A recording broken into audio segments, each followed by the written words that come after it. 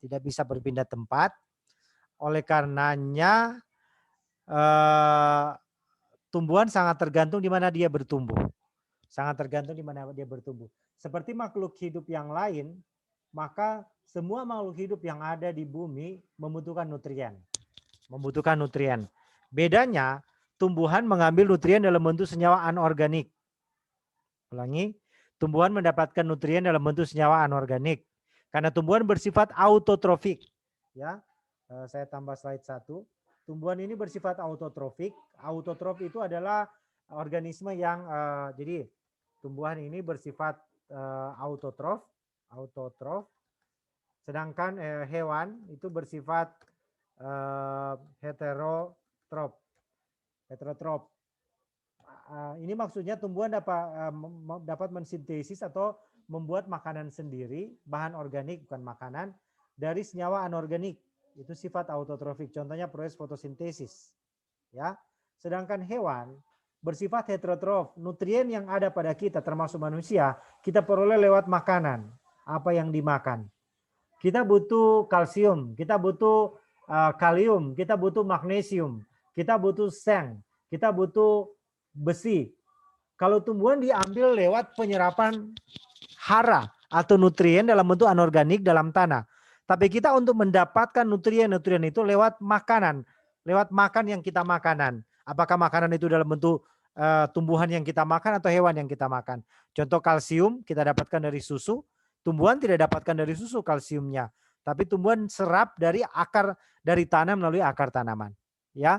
Itu perbedaan kita, perbedaan utama antara plant dan animal, hewan. Begitu juga mikroba. Mikroba sebagian autotrof, sebagian heterotrof. Ini Anda lihat. Jadi Anda harus pahami dengan baik, tumbuhan menyerap nutrien dari lingkungan dengan melalui akar tanaman atau melalui stomata untuk dalam bentuk gas. Perhatikan baik, itu dalam bentuk senyawa anorganik. Ulangi, senyawa atau molekul anorganik. Apa itu contohnya? Yang Mirsu bilang tadi, mineral tadi, kalsium, natrium, dan seterusnya. CO2 itu anorganik, oksigen itu anorganik. Ya. Kecuali oksigen dan CO2, kita hewan itu bisa melepaskan CO2, tapi dengar, hewan itu melepaskan CO2 sebagai sisa metabolisme atau metabolisme waste. Sementara tumbuhan itu menyerap atau mengambil CO2 sebagai bahan anorganik untuk membuat C6H12O6 atau glukosa. Glukosa yang dalam jumlah banyak disimpan dalam bentuk buah, biji, daun, batang dan sebagainya. Ya. Jadi ini gambaran umumnya sifat dari tumbuhan sebagai organisme autotrof. Ulangi, karena sifat autotrofik tumbuhan mengambil senyawa anorganik lalu menyusunnya menjadi senyawa organik. Sementara organisme heterotrof hewan mengambil senyawa-senyawa atau nutrien atau mineral itu lewat proses makan-memakan atau rantai makanan. Ya, kita butuh kalsium, kita dapatkan lewat susu. Kita butuh magnesium, kita dapatkan lewat daun yang kita makan. Kalau Anda makan tentuan, makan gedi dan sebagainya, di sana banyak klorofil, di sana kita bisa menyerap magnesium dari sana. Ya, karena magnesium dan ferrum juga dapat dari tumbuhan karena nutrien-nutrien itu ada di dalam bahan organik tumbuhan. Ya, oke. Ya, sampai di sini saya rasa clear mengapa materi pertama kita tanah dan mineral. Nah, sekarang Anda harus bedakan di sini ya. Perhatikan. Tolong perhatikan di gambar. Bisa lihat kan PowerPoint-nya? Halo? Bisa ya? Benar, bisa. bisa. Bisa. Oke. Anda perlu tandaskan penyerapan mineral atau orang bilang mineral atau orang bilang nutrien atau orang bilang hara hanya melalui bagian sing yaitu pada akar tanaman. Ulangi. Jadi biar ngonistina orang sidang banyak-banyak itu bunga di daun, penyerapan air hanya melalui akar tanaman. Biar orang sidang sampai tetap penyerapan air itu melalui akar tanaman, tidak melalui permukaan daun. Karena daun itu ada lapisan kutikula seperti lilin yang anti air. Jadi penyerapan hanya melalui akar tanaman. Semua mineral itu lewat akar tanaman. Kecuali dalam wujud gas. Bukan mineral juga, CO2, karbon dioksida lewat stomata. Catat baik-baik, tapi di akar juga bisa terjadi penyerapan karbon dioksida ya. Ulang, di sini yang namanya pada tumbuhan sebagai zinc. Source-nya tempat fotosintesis. Jadi perhatikan, anggap ini tanah, terjadi dulu absorpsi penyerapan melalui membran yang Oniso bahas tadi lewat difusi osmosis, transport baik aktif maupun pasif. Setelah dia masuk lewat bulu-bulu akar pada tumbuhan, dia akan berpindah ke xilem pada vascular plant atau tumbuhan berpembuluh, lalu diedarkan ke seluruh bagian tanaman sampai di daun karena air juga digunakan untuk fotosintesis. Magnesium digunakan untuk pembentukan klorofil di daun. Tanpa magnesium, klorofil tidak akan terbentuk. Tanpa klorofil, tumbuhan tidak dapat berfotosintesis. Semuanya itu diserap, diabsorpsi dari akar tumbuhan. Setelah diabsorpsi, ditransport melalui xilem dan ditranslokasi ke seluruh bagian tumbuhan. Tolong itu jadi catatan penting dalam konsep fisiologi tumbuhan ya. Oke, kemudian lanjut. Kalau ada pertanyaan bisa langsung ya. Jadi Anda perhatikan, absorpsi di akar tanaman lewat rambut-rambut akar, setelah diserap melalui mekanisme transport pasif atau aktif, difusi atau osmosis, baru dia menuju ke xilem. Setelah ke xilem terjadi proses, setelah absorpsi terjadi proses transport ke xilem. Setelah ke xilem, pembuluh xilem baru terjadi translokasi ke seluruh bagian tumbuhan. Beda dengan produk fotosintesis dari daun ditranslokasi atau ditransport dan ditranslokasi melalui pembuluh phloem ya. Beda xilem. Jadi ada transport xilem, ada transport phloem. Kalau transport xilem, transport nutrien dan hara dari akar tanaman. Kalau transport phloem, transport produk fotosintesis dari daun menuju ke tempat penyimpanan. Misalnya ke menjadi umbi pada bagian akar tanaman jadi umbi atau jadi buah atau jadi produk-produk simpanan yang lain. Tolong itu diperhatikan ya. Jadi absorpsi penyerapan di situ atau ada osmosis dan difusi, transport melalui transport xilem atau phloem, translokasi ke seluruh bagian tumbuhan. Apa yang diabsorpsi? Nutrien atau hara atau mineral yang ada pada dari tanah menuju ke bagian tumbuhan. Tolong itu diperhatikan ya. Jadi ini absorpsi itu penyerapan melalui membran sel. Contoh yang sudah Anda diskusikan, difusi air melalui membran plasma atau membran sel. Absorpsi melibatkan proses transport across membran. Transport itu via membran dapat dua, pasif dan aktif. Transport pasif itu tidak melawan gradien konsentrasi, tidak menggunakan ATP, energi seluler. Sementara transport aktif itu melawan gradien konsentrasi sehingga memerlukan energi seluler dalam bentuk adenosin trifosfat. Jangan takut nerekam ini supaya Ner akan kasih ke Ngoni rekaman perkuliahan hari ini. Perhatikan, ini mungkin yang sudah Anda bahas. But secara keseluruhan ada dua mekanisme transport yang terjadi di sini. Nyatanya di sini, realnya di sini. Silakan Anda cabut tanaman di sekitar Anda lihat bulu-bulu akar dari tanaman, tumbuhan. Kong diperhatikan baba itu bulu-bulu akar. Di sini tuh terjadi transport, absorpsi dan transport baik pasif maupun aktif pada rambut-rambut akar dari tumbuhan. Ya, silakan cabut kalau Anda lihat sendiri. Kalau yang ini teorinya, tapi realnya terjadi di sana. Oke? Ini kalau transport pasif itu tanpa membentukkan energi seluler dalam bentuk adenosin trifosfat, tetap dia melewati membran. Tapi kalau dia terjadi secara difusi, dia berpindah dari daerah yang berkonsentrasi tinggi ke konsentrasi rendah. Ya, itu difusi. Contohnya gas dalam bentuk wujud gas. Kalau dalam satu ruangan orang semprot minyak wangi, lama-kelamaan seluruh ruangan akan bau minyak wangi itu berdifusi dengan baik. Ya, simple diffusion itu langsung ini molekul yang akan masuk ke dalam melewati pori atau melewati protein integral dari membran. Anda sudah belajar membran kan di biologi sel. Ini phospholipid bilayer. Ini fosfolipid, 1 unit fosfolipid, 2 unit dinamakan dua lapisan fosfolipid atau fosfolipid bilayer. Difusi dapat melalui protein, ini biru ini protein yang protein integral yang ada pada membran plasma, dapat dia menyisip lewat ini fosfat, ini lipid, dapat dia menyisip lewat fosfat baru dia tembus ke dari bagian konsentrasi tinggi ke rendah. Jadi mekanismenya seperti ini. Tetapi dapat juga dia melalui protein karir. Jadi ini protein channel, protein membran, ini protein karir. Nah, dia akan berbeda dengan transport aktif. Beberapa senyawa atau senyawa-senyawa tertentu tidak dapat keluar atau tidak dapat masuk tanpa melalui mekanisme transport aktif. Nah, kalau dia melalui mekanisme transport aktif, nutrien atau senyawa atau mineral yang akan masuk atau keluar dalam sel tumbuhan, otomatis dia membutuhkan energi. Tetap lintasannya melalui protein plasma atau protein membran, protein membran. Ya. Tapi mekanisme perpindahannya dari daerah konsentrasi rendah ke konsentrasi tinggi. Ingat, pada transport aktif, pasif yang tidak menggunakan energi, dia berpindah karena pergerakan molekul. Karena dari konsentrasi tinggi, tenaga penggeraknya lebih tinggi, masuk ke daerah berkonsentrasi rendah. Sementara pada transport aktif, dia berpindah dari konsentrasi rendah ke konsentrasi tinggi. Oleh karena itu dia membutuhkan energi sebagai penggerak, sebagai pendorong untuk berpindahnya molekul ini dari suatu tempat ke tempat tujuannya, tentu dengan menggunakan ATP. Ya, ini konsentrasi atau lebih tepatnya pada potensial elektrokimia, gradien elektrokimia. Ya, nah ada ukurannya.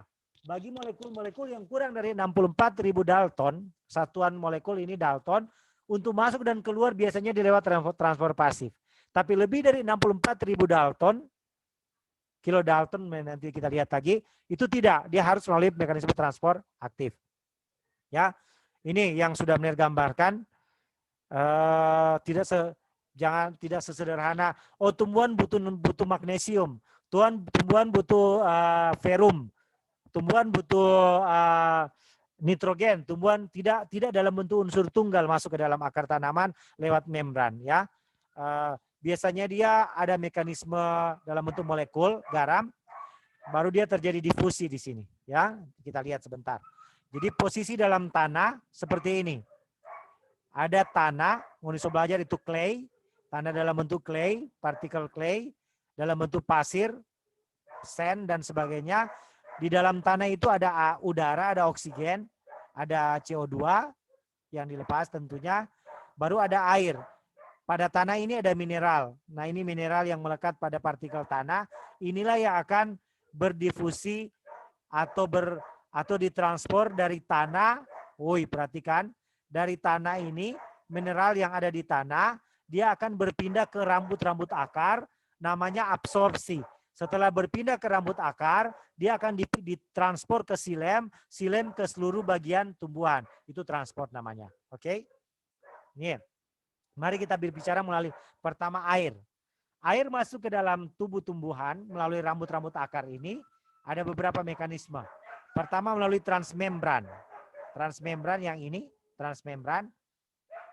Air dapat masuk secara molekul-molekul kecil, ini H2O, menyisip lewat fosfolipid, tapi dia dapat masuk dalam bentuk bulk atau gerombolan air.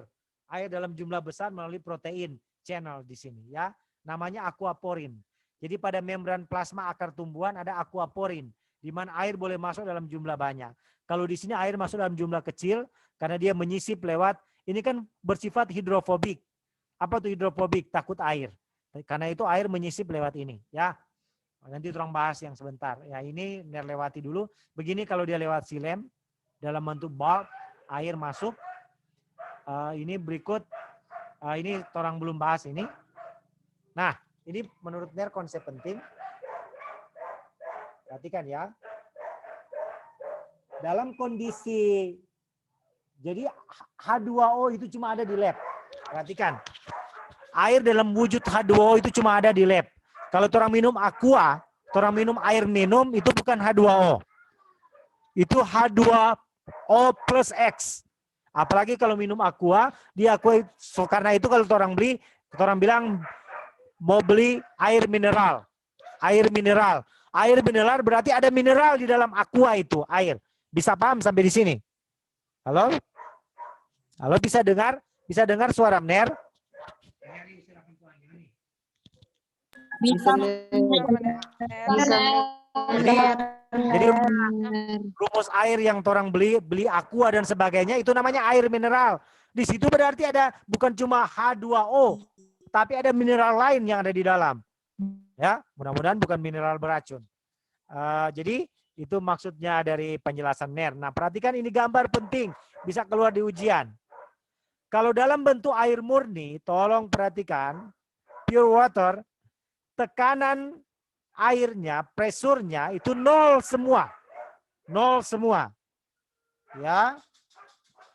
Kalau air yang diberikan sukrosa, sukrosa itu disakarida, fruktosa tambah glukosa, maka tekanan ini akan berubah. Tekanan air dan apa akan berubah ya. Tolong diperhatikan, ini penting. Anda lihat, kalau ini larutan sukrosa diberikan di air ini, pada konsentrasi tertentu, bagian dari luar akan masuk ke dalam sitoplasma. Ini sel, placid cell. Pada tekanan sukrosa tertentu, 0,488 MPa. Tetapi, perhatikan, pada konsentrasi sukrosa tertentu, kalau konsentrasi ditingkatkan, air bukan masuk ke dalam sitoplasma, tapi keluar dari sitoplasma atau pecah ini sel. Mengalami lisis atau yang Onija dengar plasmolisis. Ya, plasmolisis. Tolong itu diperhatikan, nanti tolong lihat di contoh soal. Nah, ini yang lanjut, perhatikan ya. Beberapa molekul seperti gas, dia difusi secara langsung. Etanol, urea dan sebagainya ya langsung atau sebagian dia harus transport aktif. Glukosa dan fruktosa nggak mungkin dia lewat proses difusi. Dia harus melalui transport aktif. Ion-ion seperti K+, Mg2+, Ca2+, Cl, HCO3, HPO4, fosfat, ion bikarbonat, dia harus lewat transport aktif. Baru asam amino, ATP, glukosa, asam nukleat, untuk masuk dari luar sel ke dalam sel lewat membran lipid bilayer, dia harus lewat transport aktif. Yang impermeable ini transport aktif. Kalau yang permeable ini transport pasif. Berarti penyerapan mineral semua melibatkan transport aktif. Ya, perhatikan. Ada dua mekanisme transport aktif sebenarnya. Tolong perhatikan ya. Pertama simport, kedua antiport. Banyak sebenarnya, bukan cuma dua, sorry. Perhatikan. Kalau senyawa H masuk, maka yang dari dalam keluar. Ini yang namanya simport. Untuk senyawa H+ masuk di dalam sitoplasma, dia mesti ada taman. Satu arah. Perhatikan ini panah. Lewat protein channel. Protein membran. Anda bisa lihat toh. Untuk senyawa H+, bukan senyawa. Untuk atom H+ masuk ke dalam, dia butuh teman. Ini namanya transport simport. Boleh? Simport. Sedangkan antiport, yang ini H+ masuk, yang senyawa B keluar. Kalau simport, dua-dua masuk. Kalau antiport, yang satu masuk, satu keluar. Kalau simport, dari daerah bertekanan rendah ke daerah bertekanan tinggi.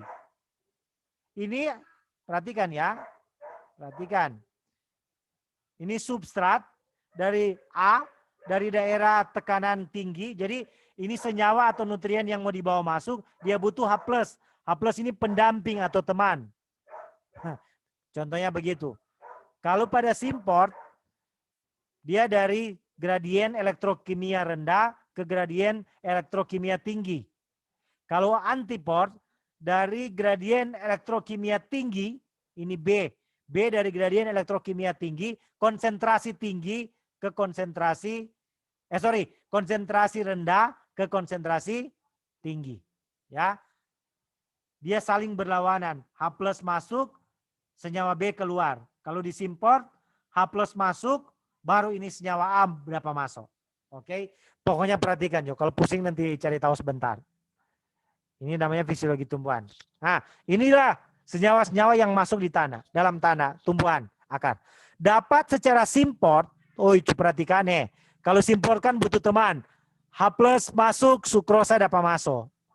Na+ masuk, dan H+ masuk, K+ dapat masuk. H+ masuk, PO4 dapat masuk ke dalam membran plasma rambut-rambut akar. Ini terjadi secara simport. Ada yang terjadi secara antiport. Contoh natrium. Kalau H+ masuk, natrium keluar dari sitoplasma. Ini sitoplasma di dalam. Jadi ini ada mekanisme antiport, Anda lihat sendiri. Ada mekanisme simport, ada mekanisme efflux carrier, ada mekanisme pompa proton, dan sebagainya. Ini bagi Nino tuh yang penyerapan nutrien di akar pada membran plasma pada akar tumbuhan.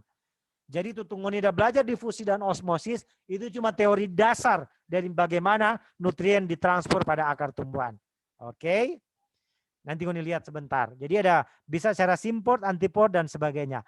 Kalau begini untuk masuk ke dalam akar tumbuhan untuk digunakan sebagai dari senyawa-senyawa anorganik menjadi senyawa organik.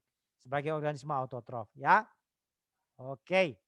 Sekarang perhatikan, ini juga konsep penting. Ini namanya transport. Setelah dia diabsorpsi lewat proses yang ini, dari tanah masuk ke dalam sitosol, atau sitosol keluar, yang terjadi di sini rambut-rambut akar, tolong perhatikan. Rambut-rambut akar di sini, baru berlangsung transport.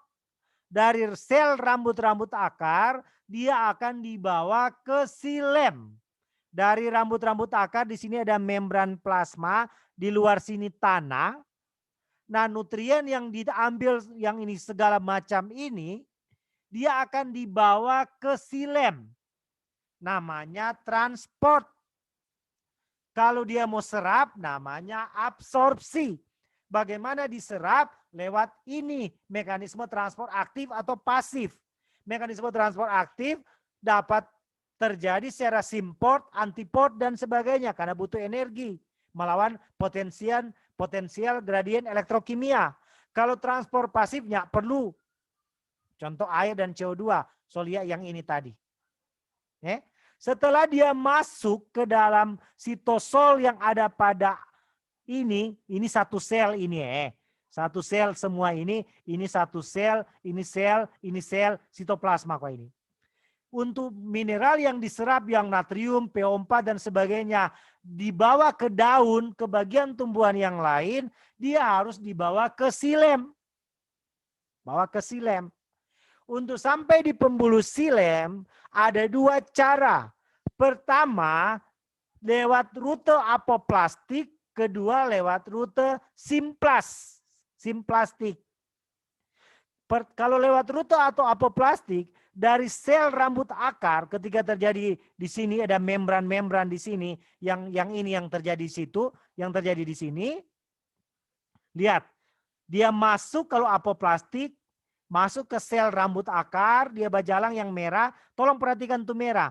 Dia tidak masuk dalam sitoplasma sel, tapi dia masuk lewat ruang antar sel, itu rute apoplastik. Dia bajalang di sini. Ini kan satu sel, ini sel akar, rambut akar, dia bajalang di sini tuh merah. Sebagian dia boleh masuk ke dalam sitoplasma, sebagian diteruskan, tapi tolong lihat rute merah. Dia menyisip di sini, terus ini so di epidermis. Ini kan sel rambut akar, ini so di sel epidermis. Dia berjalan terus-terus di sini. Dia tidak masuk sitoplasma, terus dia berjalan. Dia lewat ruang-ruang antar sel. Kan ini sel 1, sel 2, sel-sel. Ini, kalau bagian sini sel epidermis yang ini.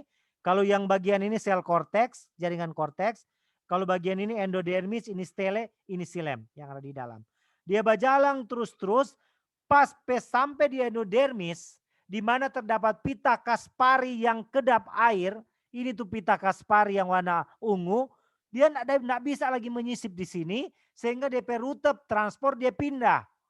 Yang mungkin dia ada bawa di situ PO4, NO4, baru senyawa-senyawa mineral lain dia bawa di sini, dia pindah sampai di Kasparian strip atau pita Kaspari, dia masuk ke sitoplasma karena dia ada apa lewat di sini, lewat ini ada pita Kaspari, baru dia masuk ke endodermis, somera ini sampai di endodermis tiba di silem. Pas di silem ini baru ditransport ke seluruh bagian tumbuhan lewat mekanisme transport silem. Baru ditranslokasi. Ini apoplastik.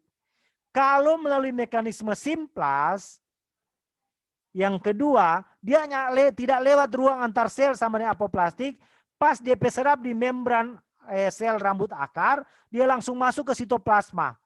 Setelah dalam sitoplasma, dia berjalan nih biru ini, dia lewat semua sitoplasma sel yang dia lewati. Ini, pas di epidermis, dia ada di sitoplasma. Dia berjalan lagi, sel-sel epidermis dia dalam sitoplasma. Di sini kan ada plasmodesmata namanya. So lulus toh morfologi tumbuhan yang biosel. Tahu tuh plasmodesmata dan seterusnya. Oke, so itu DP fungsi fisiologi tumbuhan dapat di semester atas. Lulus struktur perkembangan tumbuhan, anatomi morfologi, biosel, biokimia baru dapat fisiologi tumbuhan. Baru dia berjalan terus di sini sampai di sini dia. Jadi dia tidak melewati ruang antar sel. Ya, apoplastik lewat ruang antar sel. Kalau simplas, ingat-ingat jo, simplas sitoplasma. Dia lewati lewat protositoplasma sel sampai di silem. Mudah-mudahan ini mengerti. Kalau nak mengerti, menyerah kita. Oke, ini lanjut. Ini sama dengan tadi. Ini juga sama. Nah ini proses. Dan ini belum terang nanti materi-materi berikut ya.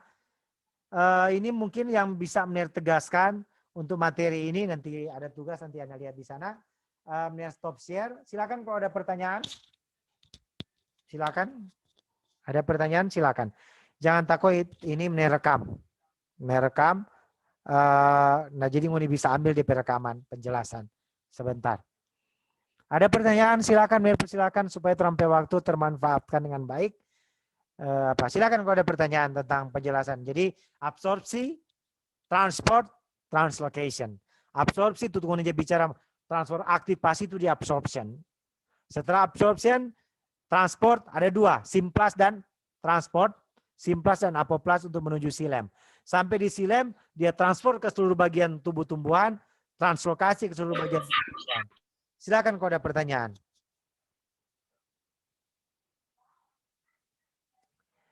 Tolong cepat kasih yang dari Mener sekarang juga ada kelas di sebelah. Silakan. Tapi Mener sudah mengajar Pancinoni. Silakan. Kalau ada yang ingin Anda tanyakan. Ayo, silakan.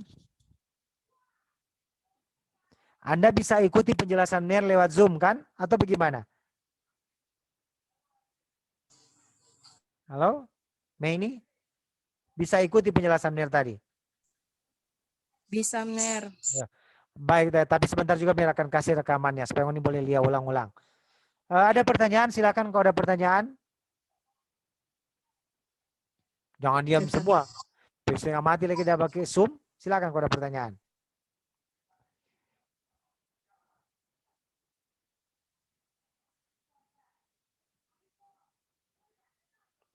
Oke. Kalau belum ada pertanyaan, nanti Mener kirim video rekamannya. Silakan Anda pelajari lagi lewat video rekaman. Sebentar atau besok lihat Google Classroom, ada tugas yang akan Mener berikan.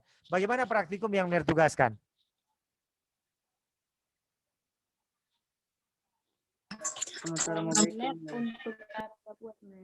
Gimana? Yang di bagian atas itu mau tutup terserah, atau orang mau tutup rupa pakai plastik atau triplex begitu, atau Ya. itu terserah orang Mener mau tutup apa saja. Boleh ini bikin perlakuan, no? Boleh tutup pakai plastik, boleh tutup pakai bahan berbahan organik seperti kayu. Plastik kan non organik. Belum DP waktu kan nanti minggu depan toh. Tapi tetap diamati nih DP perubahan yang Somner Sokase. Mener untuk suhu tanah orang terbiasa, Mener. Bagaimana? Ini? Bagaimana? Ukur suhu tanah. Ada termometer kan di rumah? Kalau nggak ada pinjam, no? Termometer bayi jonya apa-apa. Ini suara putus-putus sebenarnya. Oh, apa itu, Mener? Bagaimana? Pakai termometer biasa saja. Yang penting dapat lihat. Oh iya benar.